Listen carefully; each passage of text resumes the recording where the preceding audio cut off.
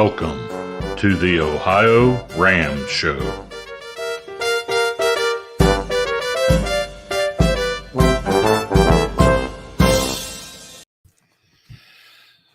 Well, hello, this is Lee Kreider. This is show number 345 of the OhioRAAM Show, a show about ultra cycling and all things RAM.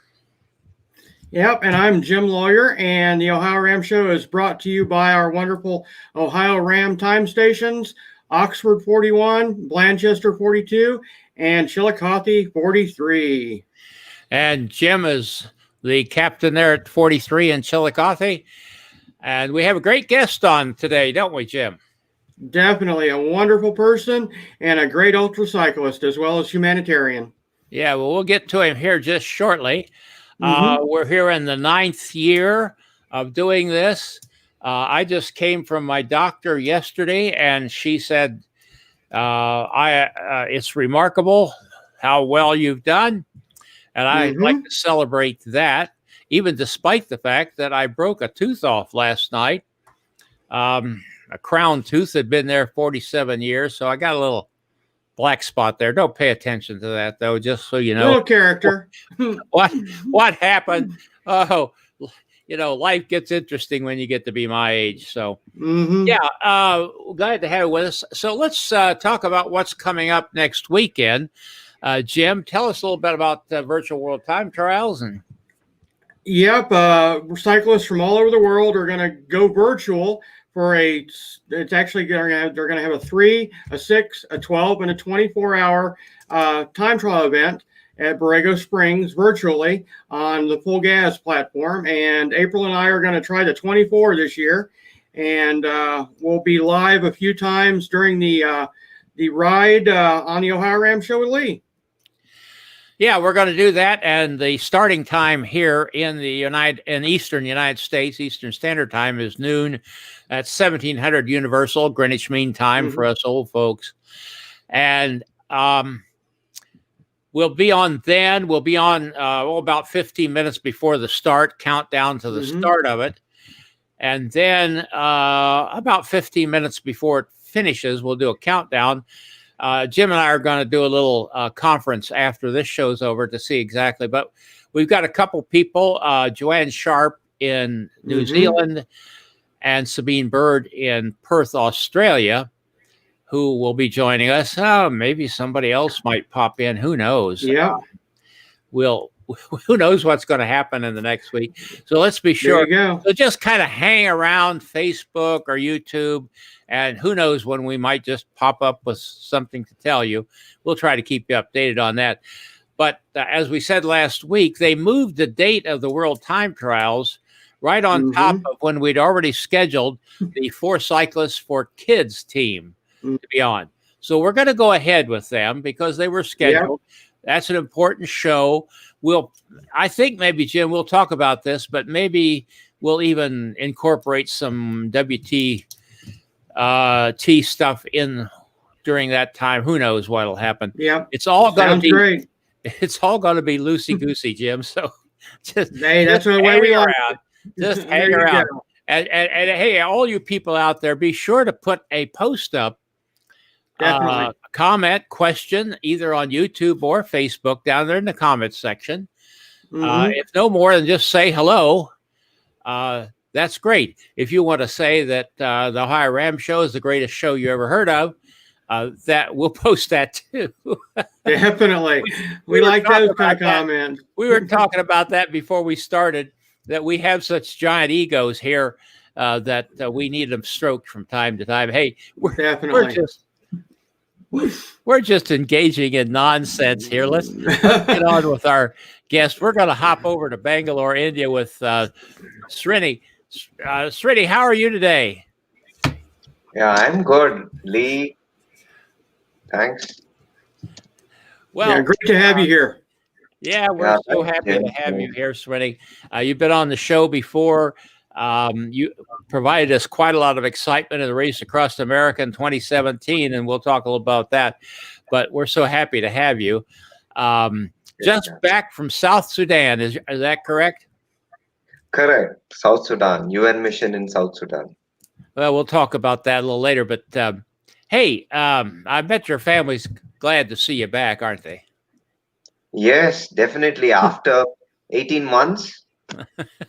Wow. Well, we thank you for the service you gave to the United Nations and peacekeeping there. Listen, while we're talking, yell at your family, tell them to come in here and say hello, and we'll get on with it. Prafulla?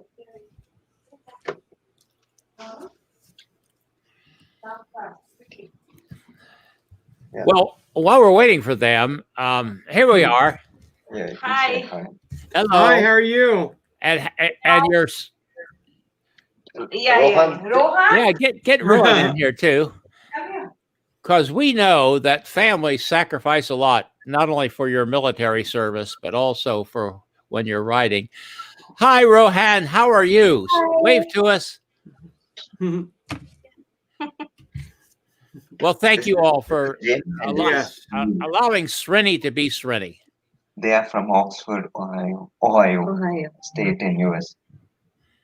I'll show Okay. you now. Thank you so much. Okay, now Yes, let's talk thank you, about guys. your book. Thanks, man. Okay. Yeah. Yes. Thanks, Srini. I know the first two words of the title, Let Go. What's the whole title, Srini? Yeah, so it is let go, Lee. It is as simple as let go. So this concept of let go was very evident in RAM 2017.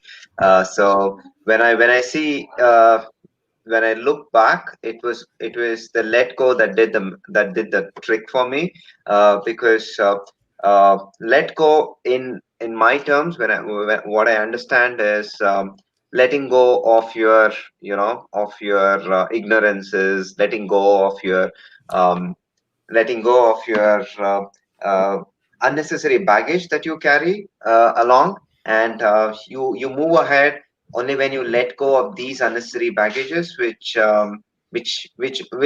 drag you a lot. So I bring out in this book how this concept of let go helped me to move ahead and to achieve whatever I dreamt of. So I want to put my story out there and talk about let go. The mindset of let go, how it helps, and that's what I did. It actually happened in this way, that all this while when I was in South Sudan, um, in 2019, not 2019, during the pandemic, that is where the movement was very much restricted.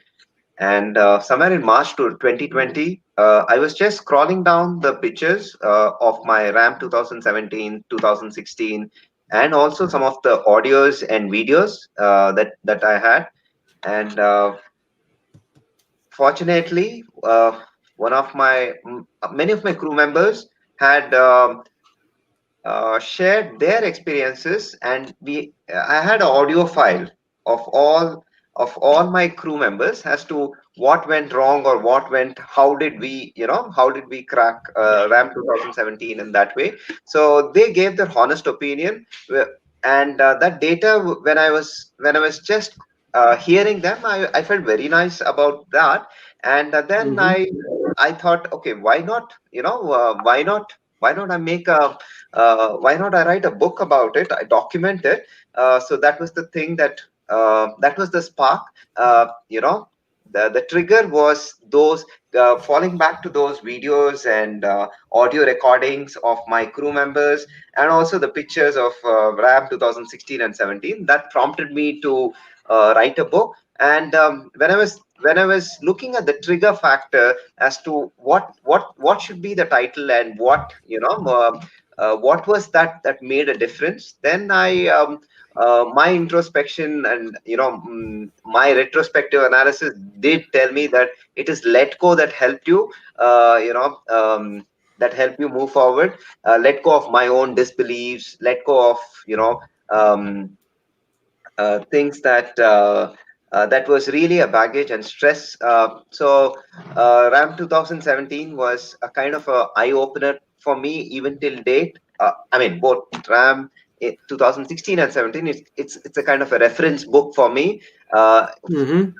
whenever any situations, life situations that I come across, I refer to that reference book. It's like an encyclopedia, So even South Sudan, most of my humanitarian work that I could do, it's all based on RAM, because the kind of reference that I could create in terms of life lessons is very massive for me, and I felt that whenever a particular situation, or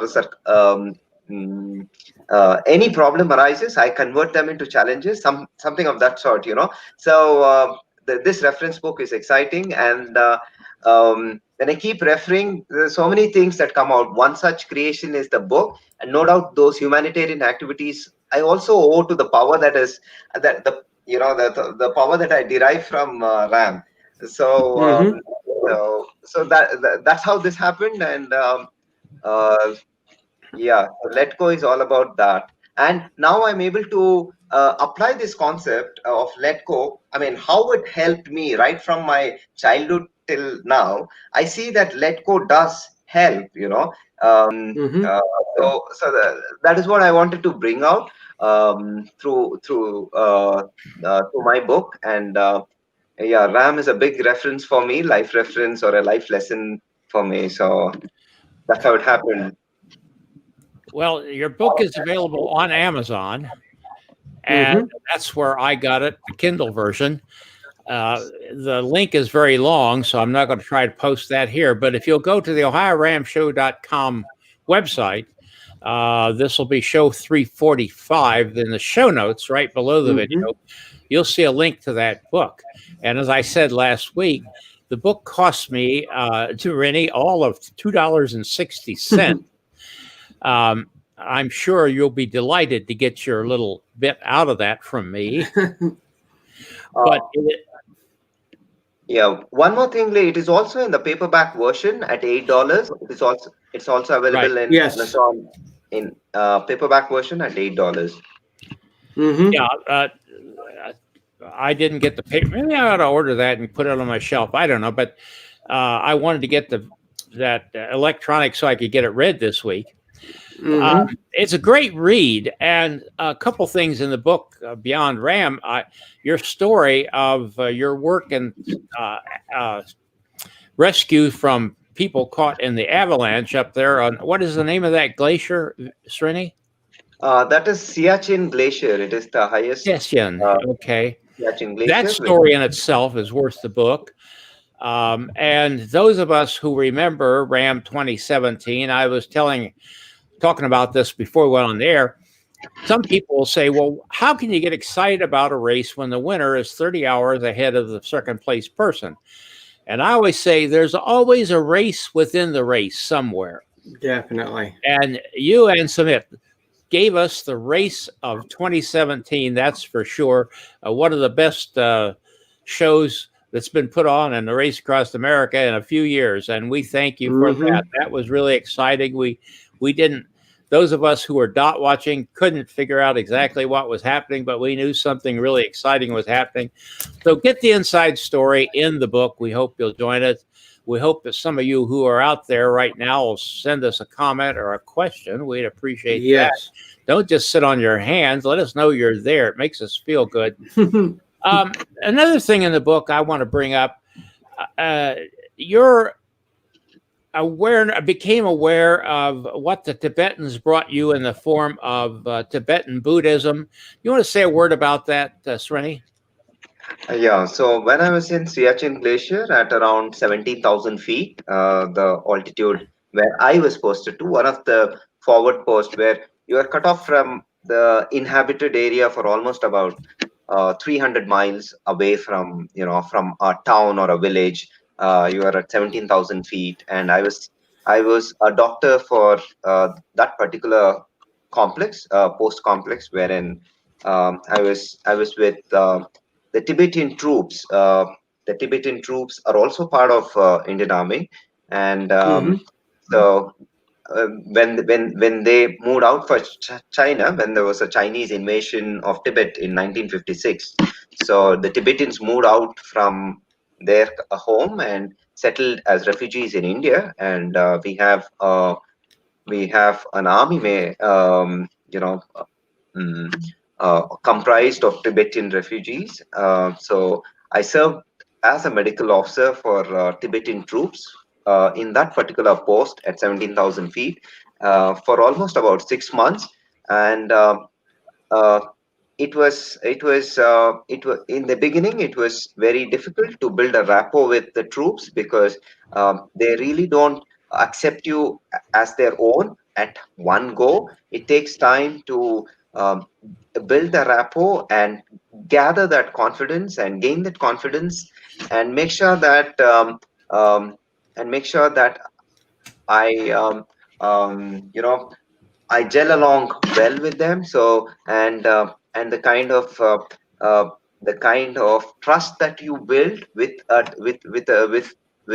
these Tibetan troops is very tricky in terms of because their cultures are very different, and so being a medical officer, it takes time. So they don't accept you as very fast, So no doubt there are troops. There are about 200 troops. There were 200 troops, and I being one medical officer. So it's a bit tough to gather or build rapport with all the 200 people. But yes, you work on bit by bit. So I used to learn the language first and try to be more understanding in terms of whenever they come up with a medical illness, usually frostbites, gangrenes, and most of the high altitude illnesses like acute mountain sickness and all these are very common there. Mhm. So I try to be as practical as possible to them in terms of in terms, because they feel that a doctor would put them off and send them back to a low, I mean, to another place. So that was their worry. So they never used to open up with their issues, whatever issue, high altitude illnesses that I had. So I used to build a rapport with them by writing down their own languages in English, and every week there used to be a parade, a mandir parade or a prayer parade, which happens every week on a Sunday. So I used to write down the prayers in English and recite them. So and there were few more people who had gangrenes, and I used to treat them every single day for almost 100 days or 110 days, and it took time for me to build. So when this was happening, subconsciously I was getting I was learning more about Tibetan Buddhism. Um, I really got inspired by the Tibetan Buddhism, by the simplicity and the teachings of Tibetan Buddhism, and I really wanted to. I really understood the power of reciting Tibetan chants. Because you are at 17,000 feet. As such, you are no doubt hypoxia and all that, elation and all that is one factor, but you really feel very spiritual. There is something happening, within you. Might be of some of the something you can relate to high altitude, but for me, I felt that there is a power in these chants, in Tibetan Buddhist chants, and from then onwards, uh, this happened in 2006, and since 2006, I have been wherever I am.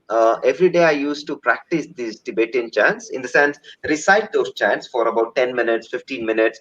And t- uh, at the end of 6 months, the Tibetan troops were surprised that how is this Indian guy, he's much better than reciting the chants than us in a prayer parade. So that was kind of that was the kind of influence it had. But I did become very spiritual in treating gangrenous cases and many other illnesses, wherein I used to, no doubt, I believed in my abilities to treat, but it is beyond, when you are at Mhm. 17,000 feet at temperatures of minus 49 degrees centigrade, it's something beyond. So you want something magical happening, and that is where these things helped me, Tibetan chants, and that had an impact right from then onwards. And even during RAM, I did play many a times, the Tibetan chants, and it did work for me. Yeah. Well, listen, what we really wanted to talk to you about today was what happened in Sudan, particularly with the young girls. Jim, you want to get into that? Yeah, basically, what all transpired to have you help the young girls to learn about bicycling, etc. Yeah. Jim, I was posted to South Sudan on 4th June 2019. I got posted to South Sudan on 4th June 2019. The first thing that clicked to me there was, I was in the northern part of the country. South Sudan is a very young country which found its independence in 2011 from Sudan. And in the next 2 years, that is in 2013, it went into a civil war, and there was a massive genocide. There was a genocide that happened in 2014, December 2013, till Jan 2014, and thousands of lives were lost. And a particular state called as Upper Nile or Malakal, which is a northern state in South Sudan, was affected more. And the peacekeeping force was there since then. And so these displaced people were all in one of the camps, the safe camps of UN, and they are around 45,000 people. The whole life. Yeah, there are around 45,000 people in an area of about 8 football fields. So they really struggle for food, water, and their survival is. I mean, day-to-day survival is a big thing for them, and humanitarian agencies out there do help them out, and so that is the kind of environment that I was posted to. There was an ongoing civil war, which was happening, the tribal war, which is still happening, and so this kind of environment, when you are in, when you know that your life itself is such a struggle, and I was questioning myself that how is my presence in South Sudan going to make a difference in their lives, because the UN camp was just 500 meters away from the internally displaced people's camp. So the UN camp is different because it has all the basic things sorted out, like you have accommodation, you have there is no problem for food, water, sanitation, and all that. So but 500 meters away you have 40,000 people who are struggling for these basic things. So that kind of inequality, I was really feeling morally responsible for, that I should do something for them. So that was the trigger for me. And in July 2019, I did uh, ask myself, and did take an action in terms of, okay, what am I good at, and how am I going to how am I going to make a difference? So I told myself, okay, let me make use of my time, energy, resources, anything that I'm confident of, to share with them. So that is how I came up with. I told myself, okay, let me teach meditation and yoga for the youth there, because meditation and yoga does bring in calm and makes them, make it makes a difference, because it helps us to be in the present, and keeping our mind calm is what is going to bring happiness, satisfaction, and all that. So that is what I believed in, and I wanted to reach out to the youth there. So when I did that, I did get permission from UN and my commanders and all that. They said, okay, go ahead with teaching meditation and yoga. And I was surprised initially to see the youth so excited about learning something new. When I started in July 2019, meditation and yoga sounded very strange for them. They really didn't have an idea of what meditation is, what yoga is, and the initial 2 or 3 months, I used to conduct these sessions every weekend for both separately for boys and girls, and for almost 3 months, it took time for me to build that rapport, and also to for them to understand that meditation and yoga does make in does bring in some change in their focus, concentration and all that. So they were enjoying that process, and by about November 2019, they were willing to um, include many youth from the youth center, from their internally displaced camp. They were volunteering to train more people. They were volunteering to train more, young girls and boys. So when this was happening, when meditation and yoga was setting in, then I understood that in South Sudan, the girls, it's a taboo for girls to do any kind of physical activity like running or Wow. cycling or driving a vehicle and all that. So it's a taboo. That is what I understood. That I mean, we in this era, I don't think a girl learning a cycle should be a taboo, when it's going to help her in terms of independence, freedom. She can go to school and all that. So that was running in my mind, and I I did came up with this project of teaching girls how to ride a bicycle. Somewhere in October 2019, and I was not very sure, because since it is a taboo, I was not very sure that these girls would be interested to learn. But on that day, on that particular weekend, when I did start this project with 3 bicycles, I did borrow bicycles from the security guards and all that, and I did not expect more than 50 girls to turn up. So when Wow. we had 50 girls, and I had only 3 bikes, and bikes are borrowed from others. I said I'm not doing justice to teaching them cycling with 3 bicycles. So I was asking myself, like, in a place like Malakal, Malakal, or the place where I was, it is so dependent for it's almost 100 years behind. It's a very primitive area, and wherein you are dependent on a 3-hour flight from the capital city for all logistics. Whether you want a normal shoe to a cycle, you are dependent on them. So the supply chain is very complex, and getting it for the internally displaced people, again, was a challenge. So I was asking myself, man, I should do something, not with 3 bicycles. So that is how RAM helped me. Man, when you can do RAM, why can't you do this? So that's the kind of reference that I was referring to initially. So where I told myself, okay, let me raise funds for for the bicycles, to teach these girls. So on my birthday on 8th November 2019, I I did raise funds by running 12 hours from 6 in the evening to 6 in the morning.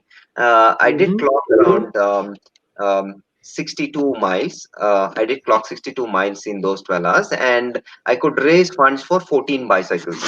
And since then, since November 2019, these girls could train. I mean, almost about 150 girls were trained, and I had plans of taking them on an East African bike tour in August 2020, but because of the pandemic, many things got cancelled.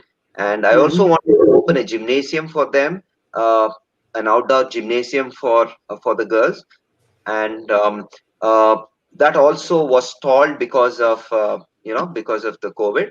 But fortunately, I could also train these girls. It's a taboo. As I told you, it's a taboo for them to do even running and physical activity or basic fitness. In the community, they feel very odd. So I was able to get these girls to for a morning run, and also some core exercises. So I could see that we are breaking that taboo bit by bit. The girls were not bothered about what they are wearing, what kind of clothing they were wearing when they are running, and what kind of Mm-hmm. shoes. I mean, they didn't have shoes. I also, if there was if I had I always feel that my tenure should have been for 3 years or so that I could buy some footwear for them, and I could.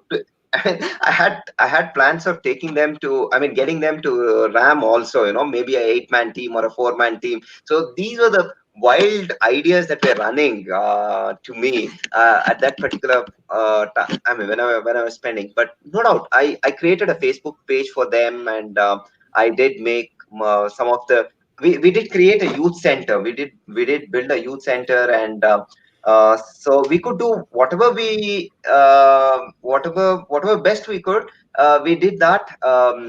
We, in the sense, I and the community people, the internally displaced people, they did take initiatives like helping me out with how to reach, because to break a taboo, you have to talk to their parents, get in touch with the camp leaders, because there are different tribes there. Mm-hmm. So tribal mindset is still existing even in that displaced people camp.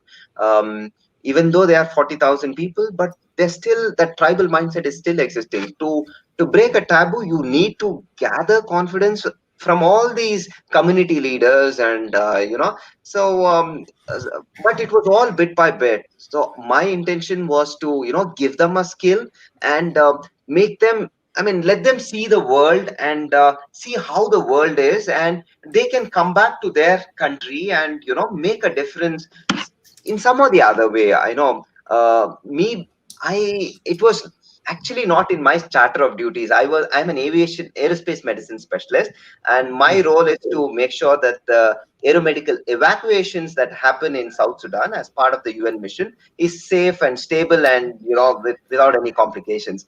But this desire that I was really feeling that there is this moral responsibility to reach out to them, to make a difference to them, was very huge on me.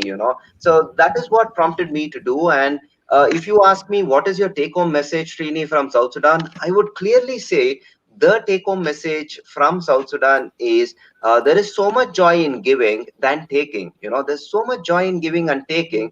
And the most Mm-hmm. important purpose of our lives, I understood this, that it is to make a positive impact in others' lives. Whatever you do, whatever profession you take, whether you're a doctor, teacher, or a radio jockey, anything, your job, I mean, the purpose of your life is to make an impact in others' lives. So this became very crystal clear to me in South Sudan, and I was really happy when I when I when I was able when I'm able to do when I'm able to reach out to them, and I'm very thankful to them to make it very clear to me as to what my purpose of life is, and I could enjoy that giving. So a few days back, I mean, generally chatting to one friend. So he was asking me, what are you going to do, man? How are you going to find sponsors and all those for your future races? I told him very confidently and convincingly. I told him, man, there's so much joy in giving. If I'm able to give something, I'm not going to ask for sponsors and all that. So now, I mean, I, so that is the kind of mindset change in the mindset that can happen, that happened to me. That is crystal clear purpose of life, and understanding joy in giving than taking. Well, That's it's a very very cool commendable. story. Yes. Yes, Srini. Will girls continue cycling in South Sudan now that you're gone? Yeah, so I did create an exit strategy when I am out. So I I am in touch with these people, the South Sudanese there, and some of the humanitarians. I have I've requested them to carry on these activities. I've also asked the East African Bike Tour organizers to help these girls out. At least take 10 to 12 girls on an East African bike tour, which is going to happen in this year, August. So I'm trying my Okay. best to connect to all of them, um, and I want to push them to work towards keeping that activities, carrying forward those activities. So I'm doing my bit from here, Lee, but yes, I am Okay, well, hoping that it would continue. listen, I'm going to give you a job to do, Srini, an assignment. If this East African bike tour comes off, we want to hear about it here, and it's your job to get the news to us. Okay, we want to cover that, Jim. Don't you think? Definitely, it's very worthwhile. And like he was saying, if you can change one person's life, they can change another person's life, and it just cascades. Correct. Well, he got me to dreaming here a little bit about if we would see a team in RAM from South Sudan, or even someone on a team from South Sudan. That might be a goal to start with. That's great. Right. And we see that happening in other places in Africa, Srini, not just South Sudan. And that's great. Listen, it's been so good to have you. What's your future cycling goals, Srini? And can you keep that kind of short for us? A few words. I really want to learn more about, I want to grow in this sport. I want to be the best. So whatever races that I want to do, I want to win those races. Whatever races that I want to, participate. I just don't want to finish. I want to win the races that I'm going to participate. So as of now, there is nothing that is happening because I just moved on to India and I need to find my foot here in India, because after 1.5 years and now I'm going to a new place of posting. So I will try my best to find a balance and get on with the routine, and no doubt I would. It's almost 18 months. I've not cycled on a metal road, all these days. So I really miss my bike and my training on training outdoor. So I'll be training, and I definitely want to go come back to RAM. Definitely want to do a RAM again. But yes, I want to better myself. Instead of just surviving a race, I want to be competitive, and I want to because it's going to get the best out of me if I'm in that kind of mindset. So I want to do that. So no doubt RAM is in the radar. That world 24 hours WTTC is also there in my checklist, and also raw. Okay. If you ask me every year, do you want to do RAM? I would say yes. I want to do RAM every year. Well, we look forward to having you back here, whatever the future might hold. You've given us such an inspirational story. Definitely. And we're going to try to pump this up a little bit on the social media to people to get to hear it a little more. Thanks so much, Srini, for being with us. Stay in touch. We want to have you back again as this thing develops there in Sudan, and keep us informed, will you? Sure, Lee. I will. And thanks for hosting me, Lee. It's almost we did talk to each other in 2016 on OhioRAAM Show, and yes, I was really very excited at that particular point. Even now, I'm excited. But yes, I'm able to connect well with you. But I was really super excited in 2016 when somebody from Ohio calling up, so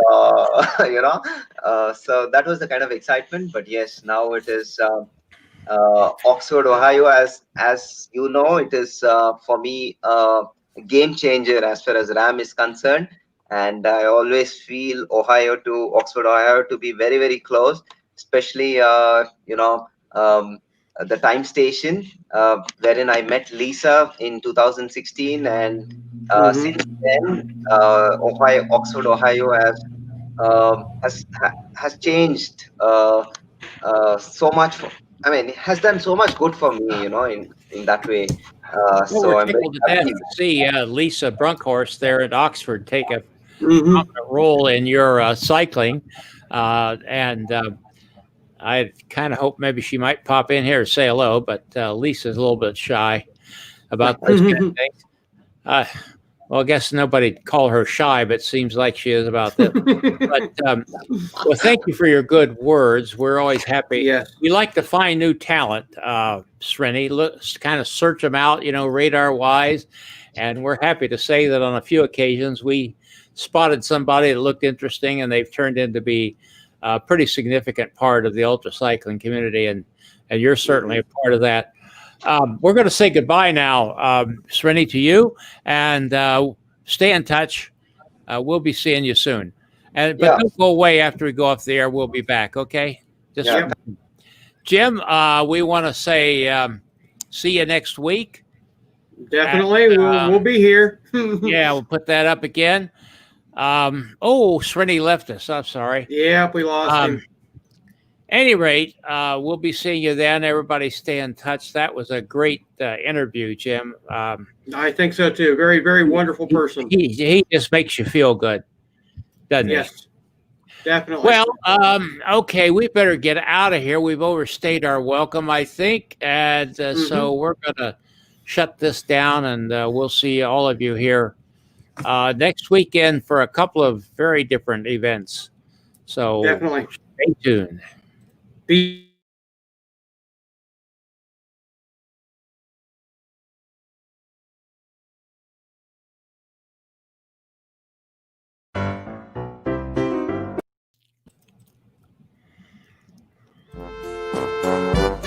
This is Gregory Zuber, thanking you for watching and sharing.